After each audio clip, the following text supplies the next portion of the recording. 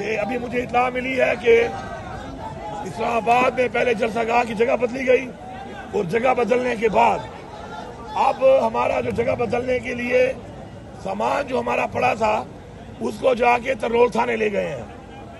तो मैं वादे बता रहा हूँ, वादे कि सब सुन लो, सामान वापस करो, जो जगह बताई है वहां पे जलसे के लिए सामान लगाने दो, वरना मैं सामान भी आके लगा लूंगा, जलसा भी मैं कर लूंगा।